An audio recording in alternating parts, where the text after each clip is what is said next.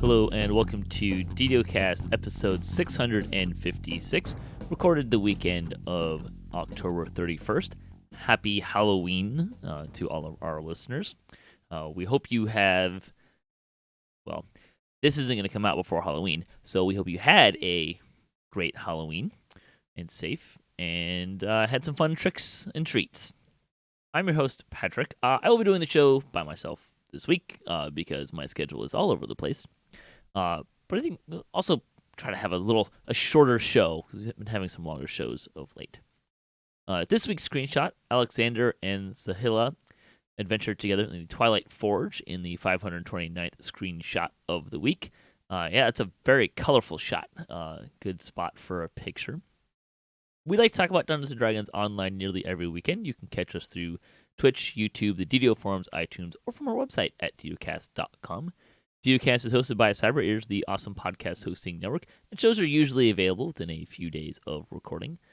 The next show will probably be next weekend, and you can stay updated by following us on our social media pages. At DDOcast on Twitter is the best place. Or you can check out DDOcast.com where we have a calendar. Of course, the work is just all over the place for me right now, so the scheduling is a lot harder these days. But I'm going to keep trying to have a show every week and get some stuff out and news and that kind of stuff. Let's see, game news. So we did a little bit of game news. The biggest kind of thing is, and this has not really been explicitly said as much as it's been kind of hinted at and accidentally said. We are expecting update 51 to hit live this coming week, probably on Wednesday. That would be the normal time frame.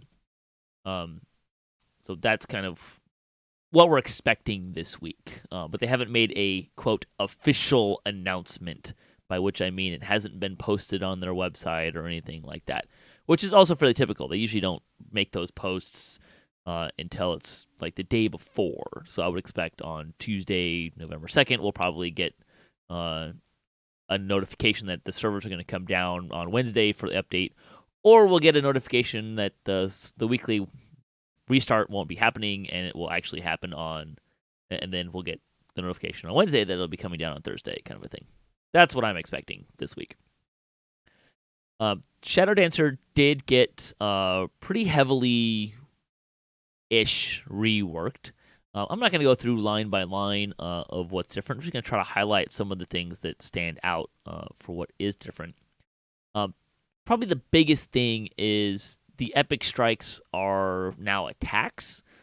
Instead of just hitting meld as your epic strike, it's now you have an attack. And then meld is, and some of the other things are an upgrade to that attack. So, for example, there's basically three things that you can pick to upgrade your attack. There's one attack for an epic strike for a range or a spell. It's an illusion spell, deals force damage, and there's an attack. In each case, there comes with a debuff of shadow loss, which makes it so they don't cast a shadow, which was in before but in a different spot in the tree. It also comes with a debuff of -5 PRR, MRR, and spell resistance. The attack, either melee or ranged, keys off of Assassinate. The spell keys off of Illusion and Fear bonuses, it looks like, which seems strange. I'm a little concerned here about maybe, I'm not sure if there might be a stacking problem there, as in here's a general bonus to spell DC. Is this getting added twice here? Not sure. But anyways, that's kind of what's going on with that. And then, so that's tier 2, you get that strike. Tier 3, you can choose meld into darkness, which your epic strike now grants you 10% uncapped dodge for 10 seconds. And Dark Imbuement, which basically doubles your sneak attack dice. Paranoia, which is for spells. Your epic strike now imbues your spells with evil energies. and your sneak attack dice are now applied to your harmful spellcasts. Sort of. It's the way this reads. Your sneak attack dice are now applied to your harmful spellcasts. Your spells deal 1d6 untyped damage per sneak attack dice you have. That kind of makes it sound like you're going to get both. You're going to get your sneak attack dice plus an extra 1d6 untyped damage. So I'm not exactly sure if that's what's supposed to be going on there. That matches the Dark Imbuement part. But this does provide a much different flavor for these things, because these add-ons have, or at least Meld, it specifically says it's going to do this for 10 seconds. You get this 10% uncapped dodge, which you can further. These do upgrade still. Meld upgrades to 15%. In Dark Imbuement, become Long Shadows. It increases your melee range, and Shadow Insight reduces the cost of all your meta magics by 1. What's interesting about this is Meld has, you get the bonuses for Meld for 10 seconds. Well, the cooldown for the Epic Strike is 10 seconds. So if you're doing this, you could essentially have Meld always up with this, which is kind of big. I mean, 15% uncapped dodge is no joke. So that's going to be kind of interesting to see how that plays out. It's a lot different than the, what is it, a minute, 2 minutes? I don't remember off the top of my head. Right now you get this huge dodge bonus, but you can't have it up all the time. This, you'll have a much smaller. 15% is not insignificant. Being able to have it up the entire time will be very good, I think. So that's kind of interesting. Let's see, some other stuff that's in here. That's, I think, the biggest change. The multi-selector with weird. So weird is the same, but the remove your shadow thing, that kind of got pulled into that Epic Strike. So there's a new one there for consumed by shadows. From a sneak active attack, they have to make a will save versus assassinate or be beset by your shadow. Enemies affected have their AC set to 0 for 5 seconds, and when they're hit, they take a stack of vulnerability. I don't know. I'm not super impressed by that. I mean, AC set to 0. I mean, that's gonna make it really easy to hit them, sure. But I don't know that that's that big of a problem per se. So I'm not sure if that's gonna be super great in this regard. Have to see. There were some questions about. There was a question about Meld essentially now. Do you have to hit something to activate Meld? The answer is no. It happens when you press the button, even if you don't even have a target.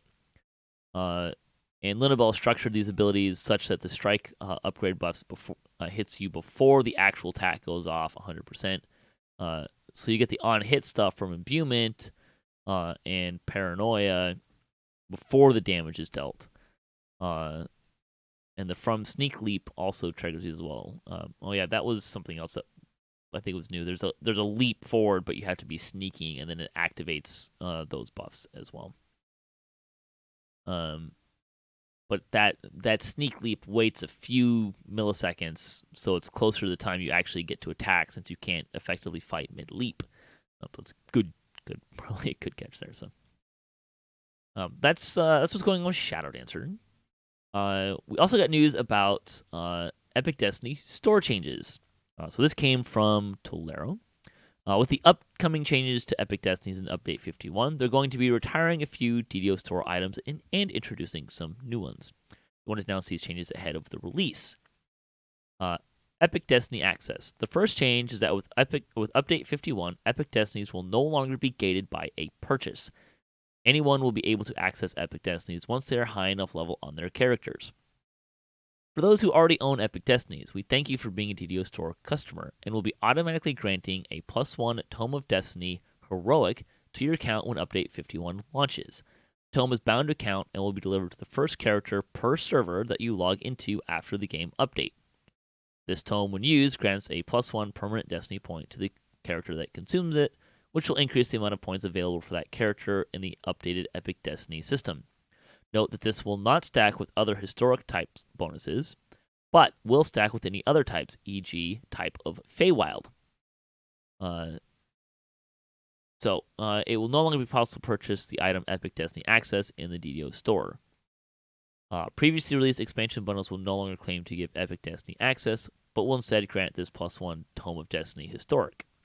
This includes the Expansive Trove, Fables of the Feywild Standard or higher, Sinister Secret of Saltmarsh Standard or higher, and the original Menace of the Underdark Base or higher edition. They will also be adding this Historic type tome to the DDO store as an a la carte purchase for anyone who never had the chance to buy Epic Destiny Access prior to Update 51. So whether you previously got Epic Destiny Access as part of a past expansion or you bought them directly, you'll receive this thank you tome. That also means anyone who purchases Epic Destinies in the DDO store or through the eligible DDO market expansions between now and Update 51 launches will receive the tome when the update launches. That tome will be $34.95 points, which is the same price as the Universal Action Point tome.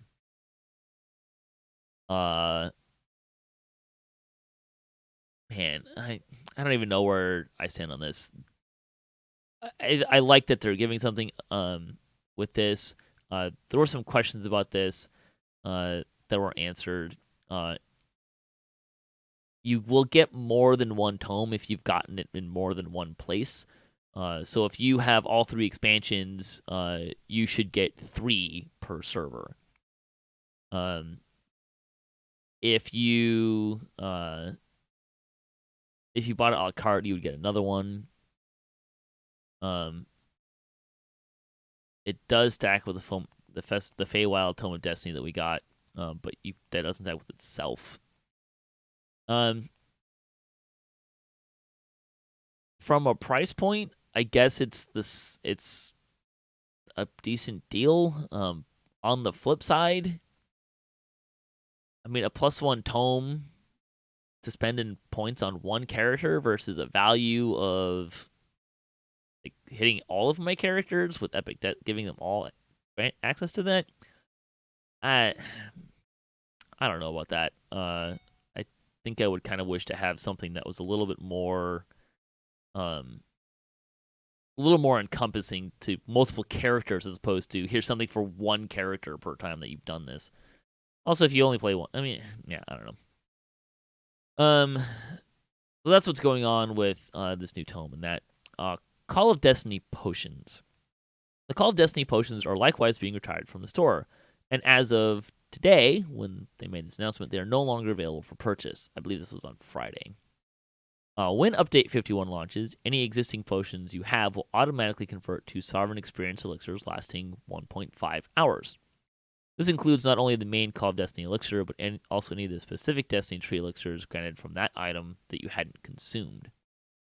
Note that if you're already benefiting from a Sovereign or Sovereign 2 experience elixir, the usual buff queuing behavior will occur when these Sovereign elixirs are used, meaning you may not see it, just because of how that the bigger one's going to override the other one in your buff bar. It's still there, and the timer is paused. You just won't see it. Keys of Destiny. The Key of Destiny will also be retired from the DDO store, and as of today is no longer available for purchase. When Update 51 launches, any existing keys will be automatically turned into Tarnished Keys of Destinies, and they may be taken to a Stone of Change to receive a Sovereign 2 experience elixir per key you exchange. The description of keys will also be updated to reflect this change. Those are both good changes that are deprecating 2 items that will no longer have a use. And making them experience potions, 50% pots. Great. That's fantastic. Good choice. Bonus days. Bonus days for the weekend were 20% heroic and epic XP through October 31st. The store sales store more loot, so you get 20% off of character banks, shared bank, deposit box, platinum storage, inventory space, and bags through November 4th. You can also get a free draught of midnight with the coupon code Need More Sweets through November 4th. It's a little funny that they're giving. You can turn this into November 4th, but probably Night Revels is going to be turned off. It's supposed to be through November 2nd. Which I interpret to be the next time they take the servers down, because they need to take the servers down to turn it off. They will turn off Night Revels. So probably Wednesday morning, if everything goes as we anticipate. Maybe Thursday, depending on when the update comes out. So there you go. Community news: the 445th Chronicle. DDO's biggest Halloween party takes place this weekend on Sarlona.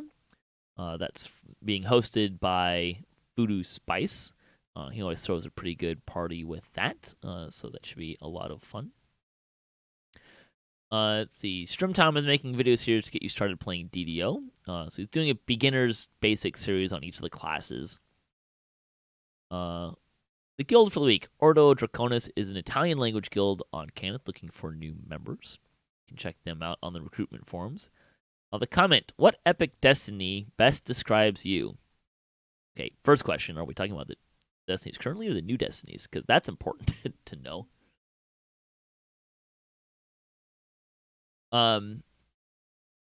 Probably more like Fury of the Wild. Simple, big numbers, get it done kind of a thing. That feels accurate. We'll say Fury of the Wild. Fan site news. We got a shout out for our episode last week looking at the update 51 preview 3. Mickey gets a shout out for enjoying the Night Revels. You can see her screenshots in her blog. Dido stream shoutouts include Voodoo Spice's Coffee and Chat, Zero Smash doing Night Revels, and Bard Life having a song. Twitch shoutouts, so Samus Garobo did some raiding, Tom Kapoor accepted a challenge, and Sapphire Roxas tried strong on Sarlona. And on YouTube, Dirty Williams plays a melee wizard, Ranger Tony plays a magus, and Nico goes on a duo TR train. Check all those out. Lots of folks playing DDO and streaming it. Let's see. I would want to mention again, Saying Some Games is raising money for Extra Life, so you don't forget to, if you were looking to do that, contribute to that. I think that's ending soon-ish. I don't remember exactly when it ends. But that's the drive to support sick kids and raise money for Children's Hospital, so it's a really good event, and they are doing pretty well on their goals. They're taking donations through November 21st, so you do have a little while. Giveaways and incentives will happen after November 22nd.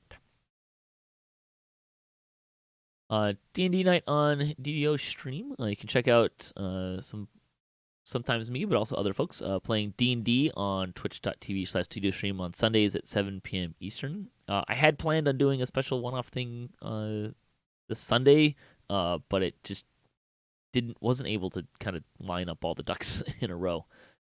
It's just kind of been that kind of a month.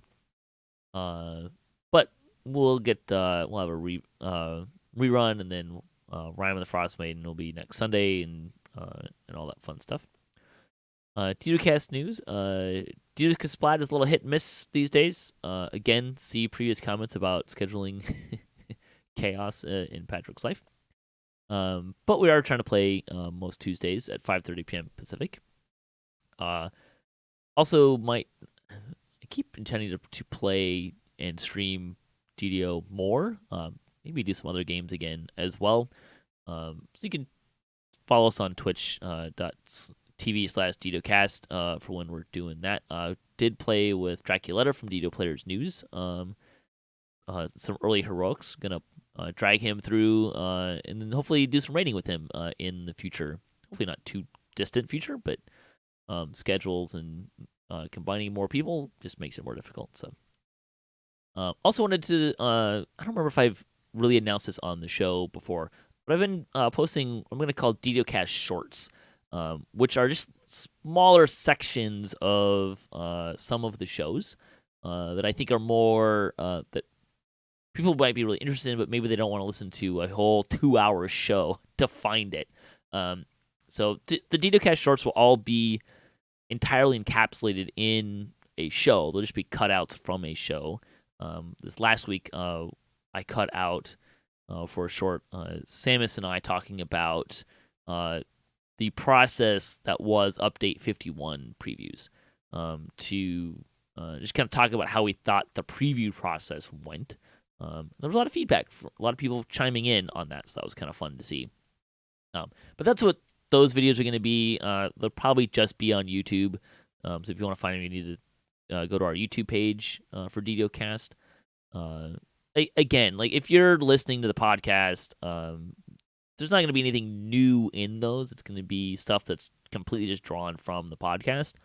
But some people don't listen to the podcast, and maybe they're more interested in these shorter conversations that are more poignant or something like that. So I wanted to make those available in a slightly different format.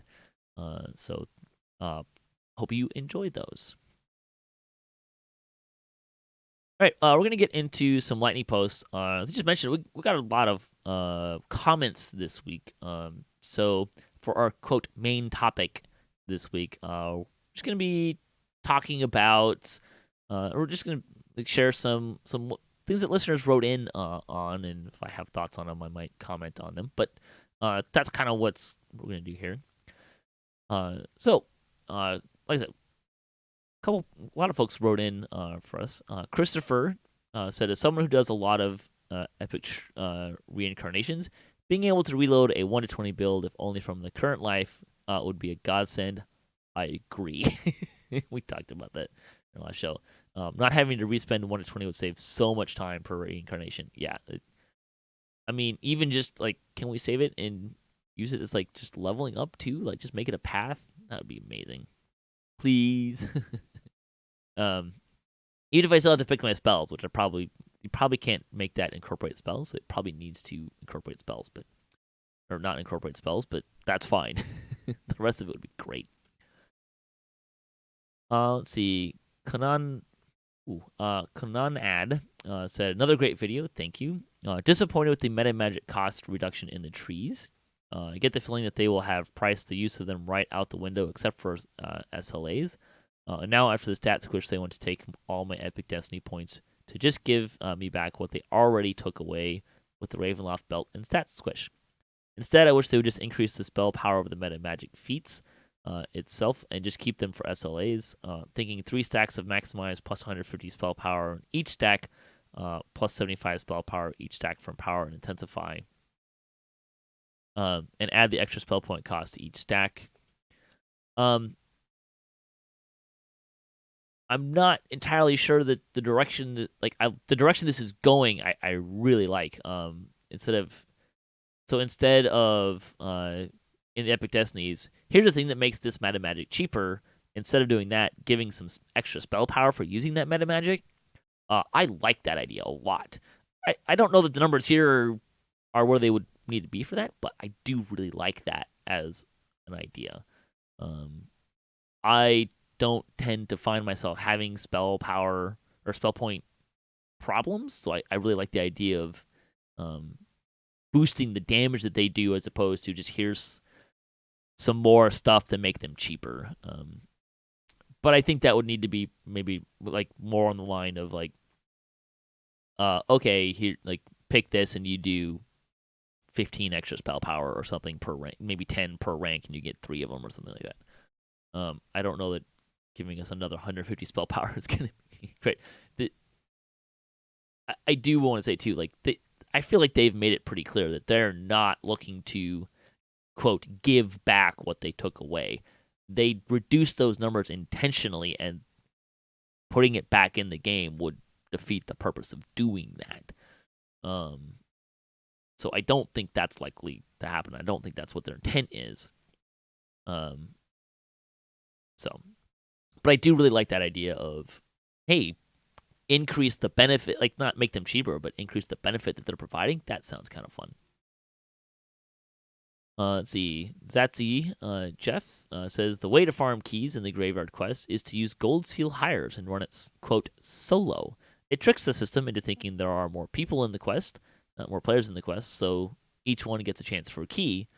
However, there's no one else to give the keys to, so they just go to you. He says he gets about 5 to 10 keys per run. So a neat little trick if you'd like to use that.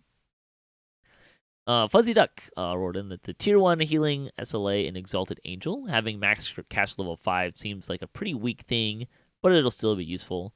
Not sure if it's been clarified yet whether the +1 cash level and max cash level they get per 2 epic levels to every spell will apply to Destiny SLAs or not. That's a good question. I don't know the answer to that. If it is, in practice, that would still go up to cash level 10 at level 30. Which, while not super powerful, will still be a solid hit of healing once spell power is taken into account. Fuzzy goes on to say, not really particularly bothered about the Grandmaster of Flower's Mantle, not giving much to a monk beyond the speed boost. Just happily run in the Fury Wild Mantle instead. Get a bit of extra helpless damage. That nice drip feed healing or Fate Singer. For extra sonic damage and temporary hit point proc. Possibly Sentinel if the absorption stacks with the other things that monks get. But honestly, really leaning towards going a little out of the box and have a Heart Path Primal Avatar, since Fuzzy includes positive spell power in the gear setup, spells, and chance of proccing Cocoon off Healing Key, which is a regular part of their rotation. Should be great team support. Yeah, I look, if we're all saying as a monk, I'm going to use a different mantle than the Grandmaster of Flowers mantle. I think that indicates that there's kind of a problem with the mantle. That's just kind of me. I've been kind of eyeing the Dreadnought mantle. We'll see where I go towards. I'll have to see. Look, it's gonna take some playing with it a little bit. But I do like the out of the box thinking. For doing different. Going into Primal Avatar as a monk. That's interesting. I think that's one of the things I am really kind of excited. Like, there's going to be so many more options, I think, for builds. So I'm really interested to see what players come up with stuff like that. Fuzzy continues saying that to Samus that yes, quarterstaffs are great in the appropriate builds, especially with the addition of swords to plowshares' feet. Acrobatic rogues and henchmen monks are in a very good place at top levels with the Staff of Shadow. Handily, it's also inherently unbreakable. The Staff of the Lord of Blades being very solid damage dealers. For low epics, the Stout Oak Quarterstaff from Evening Star Villager Turnants has always been a beast. Durability can still be an issue with some of them while leveling, but that's why he takes magical training and go with Illusionist Shadow and View. Now it can use the Elemental Bloom from Temple of Elemental Evil, all the way from 7 to 20. The rest of these comments were on our shorts, talking specifically about the preview cycle for Update 51. Rochelle wrote in, as a new player who joined during the lockdowns of 2020, very happy with this change is coming and with as much consideration over the past few months as they've given. Honestly, found the Epic Destiny system confusing and needlessly challenging compared to the heroic enhancement trees, which immediately made sense, and am relieved that they are modeling Epic the same way as heroic, and that they won't have to work all the way around the damn spheres just to get something that works for me. Realize that my view may be simplistic as a newbie, but I spend about 1K a year on gameplay and play daily. By the time I have another year under my belt, I have no doubt they will be tweaking each Destiny to suit players more deeply. Rochelle, thanks for the comment. Welcome to DDO. Thanks for listening to DDOcast. Rochelle makes some great points, folks. I think, myself included, it's really easy to get lost in the I'd already have all the Destinies capped and unlocked. Whereas there's players that don't have that. And the system will work a lot better for them. You don't have to work around the spheres. I think that's important. I think we probably have lost a lot of players who've gotten up to this point in the game and didn't figure it out or didn't like it and said bye-bye. I also really like the point that, and I don't think I have made this as clear from my own point of view, but I think the biggest part of this update is getting the system right. Now, having said that, making sure the Destinies work and are good and fun right now is important. But we've had enhancement passes for classes for years. I mean, they're still doing it. It's on hold because of this big thing, but so I think perhaps some of my optimism going into this system is if the system works well. Look, if they can tweak Destinies, like they're doing enhancement trees, and now that they've redone the system, I think they'll do that more. I think there's a lot of players that are like, well, they haven't touched Destinies, so why are they going to test Destinies now? Well, they haven't been tweaking the Destinies very much. I mean, they have, but they haven't been doing it very much because they knew they wanted to make this big change and change how they worked. So, yeah. So there you go. Some great points from Rochelle. Steven wrote in, says, it seems odd that you would test new Destinies without scaling the monsters back. Koro said on Weekly Wednesday that he hoped that monster scaling was going to be mostly complete. So how do you know if it will all work together? Good question. I think they've already done a fair bit of adjustments to monsters. My kind of hunch is what Cordovan meant with this is that there has already been work done, and when he says that they'll be, he hopes they'll be mostly complete, is that he hopes that the numbers will work out really good, and they won't have to like do a lot of adjustments, if any. I personally expect them to make adjustments, and I hope that they make adjustments and continue to make adjustments to dial it in, because that's always kind of a problem. And DDO has a history of launching some changes, and 9 months later making adjustments, and that's just too slow. See Inquisitive.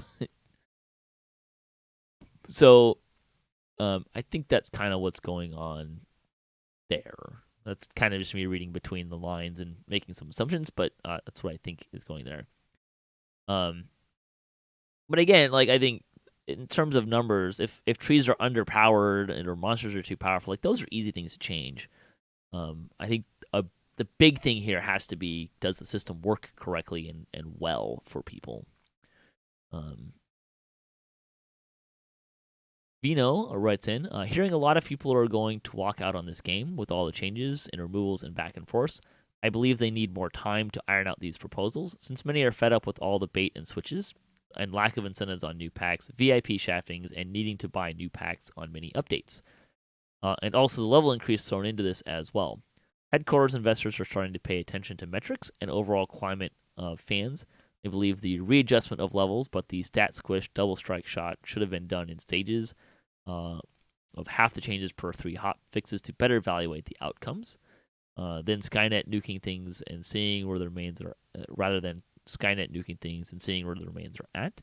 It's easy to do these things from an ivory tower and not feel effects as those of us down here who have to live through them. Not a healthy way to treat intellectual property for long-term revenue and expansion. Also on the fence of deleting character as well and looking over banking statements. I'm just going to stop right there. I'm going to encourage you not to just delete your character. If you're going to leave the game, okay, but you don't have to delete your character. You can leave it there in case you want to come back and try it. I'd also really encourage people, again, to try the new system. See how you like it first. If you don't like it after you try it, hey, that's totally legit. But maybe try the system, give it a shot. But Fino is bringing up a lot of. I mean, these are not new points, but they're all very valid points. There's definitely players have felt bait and switched. Again, see Inquisitive. Does VIP have enough value? That's a valid question. I think it's at best debatable. I don't think it's really clear that it does. So stuff like that. I'm not sure how you would do the stat squish in stages. I mean, I get that maybe that was too fast of rip of the bandage off, but I don't understand how you would do that in 3 stages. Um, Anyways, they continue. Many people have lost loved ones during these trying years, and DDO has been helping in community and offering free bonuses and packs, and that is commendable for them taking ownership in community assistance. The proposed changes to Samus has also echoed our too fast and too furious to end in a positive outcome. DDO 2.0 is how this huge change to Epic Dynasties and character playthrough is ending up. It's a major shift in the game. Just like they've said, they've pushed back level increase. They need to push back Epic Destiny revamp to really fix the trees that they are suggesting to change. And some trees, Shadow Dancers seem to be very terrible now. Not going to disagree with that. Splitting an enhancement from what was on live to a separate choice and wasting points. Example, Stealthy and Hide move silently had a +6 assassinate together. Now it's split into separate choices. Y1 and Scroll Mastery instead of Shadowlance. Shrouded, you got a new Shadow Puppet in its tree, and Shadow Dancers got it removed. They had Consume before, and now the equivalent weird is there, but a rogue can't get it when it had Consume before. Hunt's End got better in Shrouded, but Executioner's Strike Shot got removed. Then he closes by saying, thanks again, Patrick, for being the voice of the gamers. Yeah, I mean, these are going to be big changes, clearly. Like I said, I think people need to give them a chance.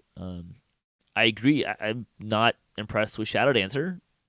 I think some of the changes they just made that we talked about in the show earlier are good changes. I'm still not like super high on the tree, but also I need to play with it to kind of get a better feeling for it.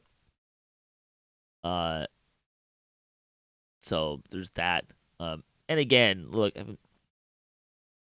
I've said it a couple times already, but I think they like if the system is solid, like we can make these changes.